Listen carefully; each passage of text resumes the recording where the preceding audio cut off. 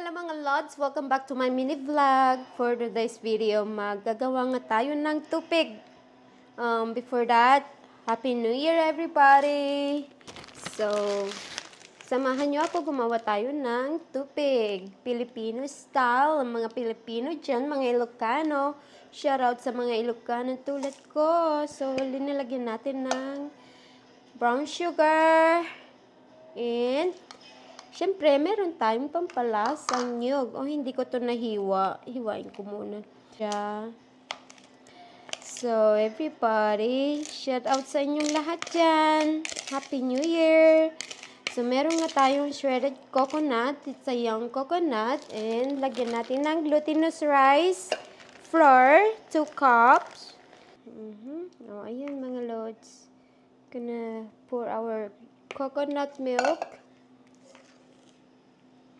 Mix mo lang siya. Napakasimple lang nito mga lods. Kasi mga Pinoy dyan, mga Ilocano, ito talaga yung lagi namin ginagawa. Mga New Year, mga gano'n na mga okasyon. So, ayan na nga mga lods. So, ayan na nga mga lods. Magbabalot na lang tayo. But anyway, I forgot to mention, I put butter. Kasi yung butter, yun ang nakakatulong sa ating dahon para hindi dumikit yung niluluto natin. So, ganyan na nga siya mga lods. Runny siya talaga yung mga ganito. So, don't worry kasi ihawin natin siya. O, ganyan. I-flat-flat lang siya. Flat lang siya mga lods. Yan. Ganyan lang. So, balutin lang natin lahat ng mga lagay muna natin sa ating New Year, since it's New Year. So, yan na nga, mga lods. Diyan na lang natin siya ibalot. Ilagay.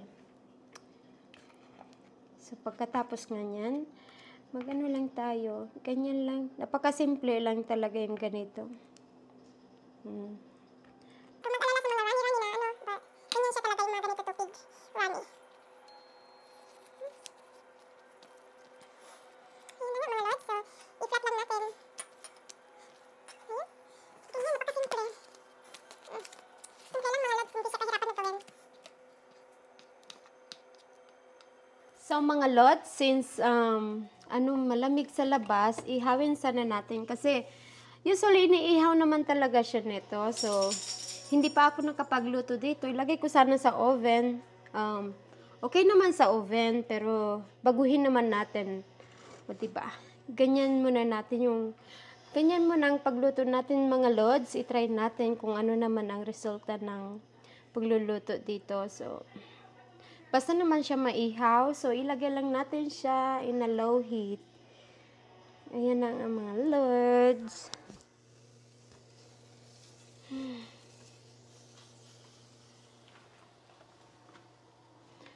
Ayan na mga lods.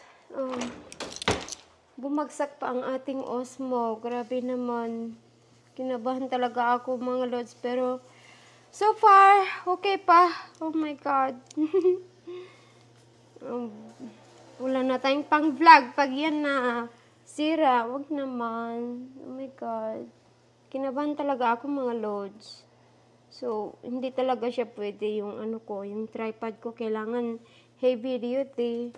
Kasi meron akong ginagawa kasi. Naggagawa pa kasi ako ng tikoy, mga lods. Grabe naman ako. Pero umiikot pa rin naman mga lods. So, ay naku, hindi na yun maulit. Buti na lang hindi siya nasira. Oh my God.